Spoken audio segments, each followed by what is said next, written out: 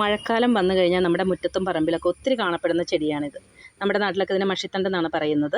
അതിനെ വെറ്റില പച്ച, അതേപോലെ തന്നെ വെള്ളത്തണ്ടൻ എന്ന ഒത്തിരി പേരുകളിൽ ഇത് അറിയപ്പെടുന്നു. ഒത്തിരി ഔഷധ മൂല്യമുള്ള ചെടിയാണ് ഇതെന്ന് പറയപ്പെടുന്നു. അതേപോലെ തന്നെ ഇതിൻ്റെ ശാസ്ത്രീയ നാമം പെപ്രോമിയ പെലുസിഡ എന്നാണ്. ഇത് വെറ്റിലയുടെയും തിപ്പലിയുടെയും വർഗ്ഗത്തിൽപ്പെട്ട ചെടിയാണ്. ഒരു വർഷം മാത്രമാണ് ഈ ചെടിയുടെ ഒരു ആയുസ് എന്ന് പറയുന്നത് ഒരു വർഷമാണ്. അത് കഴിഞ്ഞാൽ ഇത് നശിച്ചു പോകും. വീണ്ടും ഇത് മഴ സമയത്ത് വീണ്ടും മുളച്ചു വരും. ഇത് നമ്മൾ ഇതിൻ്റെ വേര് കട്ട് ചെയ്ത് കളഞ്ഞാൽ തോരനായിട്ട് നമുക്ക് ഉപയോഗിക്കാം. മഗ്നീഷ്യം, കാൽസ്യം, അയൺ എന്നിവയുടെ കലവറയാണെന്ന് പറയപ്പെടുന്നു. വേദന സംഹാരിയായിട്ടാണ് അത് കൂടുതലായിട്ടും ഉപയോഗിക്കാറ്. അതുപോലെ തന്നെ ദഹന പ്രശ്നങ്ങൾക്ക് വേണ്ടിയിട്ട് ഇത് ഉപയോഗിക്കുന്നു, മുഖക്കുരുവിന് ഉപയോഗിക്കുന്നു. അപ്പോൾ ഇത്രയും ഔഷധ മൂല്യമുള്ള ഒരു ചെടി കൂടിയാണ് ഇത്. അപ്പോൾ നമ്മൾ എന്തെങ്കിലും അസുഖങ്ങൾക്കൊക്കെ ഉപയോഗിക്കുമ്പോൾ ഒരു ഡോക്ടറുടെ നിർദ്ദേശപ്രകാരം മാത്രം ഉപയോഗിക്കാനായിട്ട് ശ്രദ്ധിക്കുക. കാരണം പറഞ്ഞാൽ ഇതിൻ്റെ അളവും അതേപോലെ തന്നെ ഉപയോഗ രീതിയും